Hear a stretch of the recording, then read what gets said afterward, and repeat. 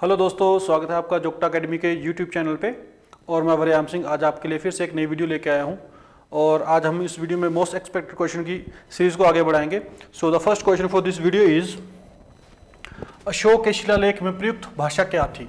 Mostly जो अशोक के शिलालेख थे उन पर जो भाषा लिखी गई थी वो प्राकृत भाषा थी। अशोक के अधिकतर जो शिलालेख थे वो प्राकृत भाषा में थे। इनके अलावा भी अरामाइक ये भाषा थी जो वेस्ट वाले एरियाज में लिखी गई थी, ठीक है। उसके बाद खरोष्ठी ये नॉर्थ वेस्ट एरियाज पाकिस्तान वाले एरिया वहां पे लिखी गई थी। और साथ में ही ब्राह्मी लैंग्वेज अशोक के इंस्क्रिप्शंस पे पाई जाती है। The next question is Ashok के शिलालेखों को सबसे पहले किसने पढ़ा था। जेम्स प्रिंसप 1837 इन्होंने जो इंस्क्रिप्शन पढ़े थे, शिलालेख पढ़े थे, वो ब्राह्मी भाषा में थे। The next question is Ashok को उसके शिलालेखों में किस नाम से जाना जाता है। अशोक को मोस्टली शिलालेखों पे प्रियदर्शी लिखा गया है, प्रियदर्शी लिखा गया है। अन्य शिलालेखों पे अशोक को पियादसी या देवान प्रिया भी लिखा गया है, ठीक है।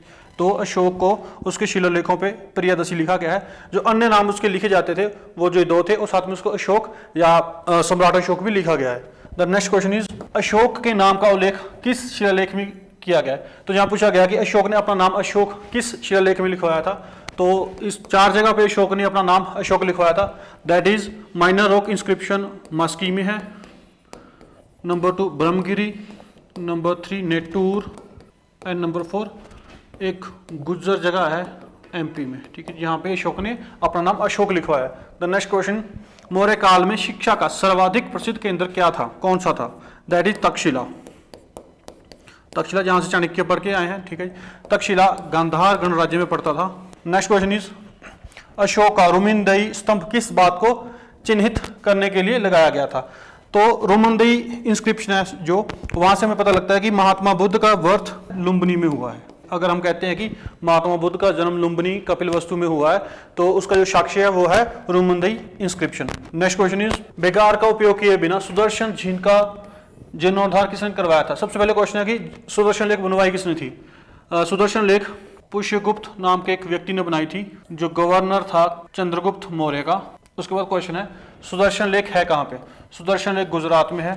अब क्वेश्चन है कि इसका जीर्णोद्धार किसने किया। जीर्णोद्धार इसका रिपेयर की बहुत राजाओं ने करवाई है लेकिन बिना बेगार के। That is Rudradaman,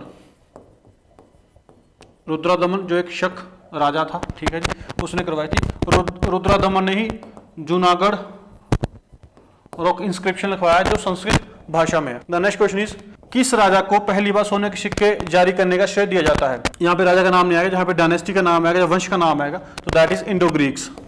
Indo Greeks या हिंद यूनानी या भारतीय यवन, ठीक। इंडो ग्रीक्स को श्रेय जाता है कि उन्होंने भारत में सबसे पहली बार सिक्के इशू किए थे, ठीक है। They were the first to issue coins in India. सबसे पहली बार सिक्के भी भारत में इंडो ग्रीक्स ने चलाए थे और सबसे पहली बार सोने के सिक्के भी इंडो ग्रीक्स ने ही भारत में चलाए थे। नेक्स्ट क्वेश्चन इज दक्षिण भारत में मौर्य के बाद कौन सा राजवंश सबसे अधिक शक्तिशाली था। दैट इज सातवाहन, सातवाहन जिनकी राजभाषा ऑफिशियल लैंग्वेज प्राकृत थी, ठीक है, और जिनकी कैपिटल राजधानी पैठान थी या प्रतिष्ठान थी और जो महाराष्ट्र में पाई जाती थी, ठीक है। और सातवाहनों को आंध्रा पीपल बोला जाता है और इनका जो ओरिजिनेशन है वो महाराष्ट्र से है, ठीक है। आंध्रा पीपल का जो ओरिजिन है वो आंध्र प्रदेश से नहीं है, वो महाराष्ट्र से है। नेक्स्ट क्वेश्चन इज गांधार शैली की कला किसके शासनकाल में विकसित हुई। गांधार शैली इंडो ग्रीक्स ने इंडिया में इंट्रोड्यूस करी थी लेकिन जो फ्लरिश्ड हुई थी कुषाण राजवंश के टाइम पे। कुषाण इनका राजा था एक कनिष्क, इसके टाइम में गांधार कला शैली विकसित हुई थी। और कनिष्क महायान बुद्धिज्म को बिलोंग करता था, महायान बुद्धिज्म को बिलोंग करता है। महायान बुद्धिज्म की वो शाखा है जो मूर्ति पूजा और मूर्तियों में बिलीव करती थी। नेक्स्ट क्वेश्चन इज भारत का नेपोलियन किसे कहा जाता है। समुद्रगुप्त को भारत का नेपोलियन कहा जाता है। समुद्रगुप्त के सिक्के थे उन पे उनको वीणा बजाते हुए दर्शाया गया है। तो जहाँ पे कई बार क्वेश्चन आता है कि वो कौन सा राजवंश था जो म्यूजिक के लिए बहुत अधिक लगाव रखता था, ठीक है, दैट इज गुप्ता वंश। और इसके साथ ये क्वेश्चन आता है कि जो इलाहाबाद इंस्क्रिप्शन है वो किससे बिलोंग करता है, तो इलाहाबाद इंस्क्रिप्शन समुद्रगुप्त से बिलोंग करता है, और इलाहाबाद इंस्क्रिप्शन हरिसेन ने लिखवाया था, हरिसेन ने लिखवाया था जो एक मंत्री था समुद्रगुप्त का। नेक्स्ट क्वेश्चन इज चांदी के सिक्के जारी करने वाला पहला गुप्त शासक कौन था, that is Chandragupta two, son of Samudragupta, और चंद्रगुप्त विक्रमादित्य,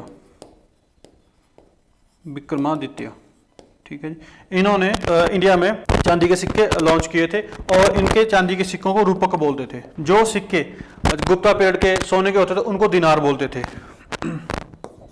जो क्वेश्चन आपने याद रखना है कि गुप्ता पीरियड के जो सोने के सिक्के थे उनको क्या कहते हैं, that is they were called dinars. Next question is sati प्रथा का प्रथम साक्ष्य कहाँ मिलता है, भारत में, इंडिया में सबसे पहला साक्ष्य सती प्रथा का कहाँ मिलता है, दैट इज एरन इंस्क्रिप्शन,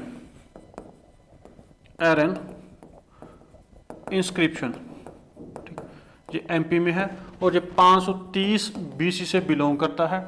और इस टाइम पे जिस गुप्ता रूलर का रूल था इंडिया में, he was Bhanugupta.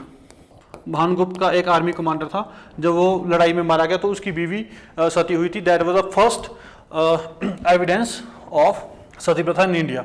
Next question is Huna शासक मिहिर कुल को किसने हराया था, हूण शासक मिहिर कुल को यशोधर्मन ऑफ मालवा ने हराया था, ठीक है जी। मिहिर कुल सन था तोरामन का, ठीक है। कई बार पेपर में इनका रिलीजन पूछा जाता है या पूछा जाता है कि ये किस भगवान की पूजा करते थे, तो ये शिवाइट थे और शिव भगवान की पूजा करते थे। हूण्स शिव भगवान की पूजा करते थे। नेक्स्ट क्वेश्चन इज फाहियान किसके शासनकाल के दौरान भारत आया था, फाहियान चंद्रगुप्त टू के कार्यकाल के दौरान इंडिया आया था, और वो जो ओरिजिनल बौद्ध स्क्रिप्चर्स है, लिटरेचर है, उनकी कॉपीज को देखने आया था। और चंद्रगुप्त टू से एक क्वेश्चन में पूछा था कि देवी चंद्रगुप्तम, जो एक ड्रामा है विशाखादत्तन ने लिखा है, उसका हीरो कौन था, that is Chandragupta two. So that's all for today. Do like share our video and subscribe our channel Jogta Academy Plus, और अधिक जानकारी के लिए आप हमें दिए गए नंबर पर कॉल कर सकते हैं। Thank you.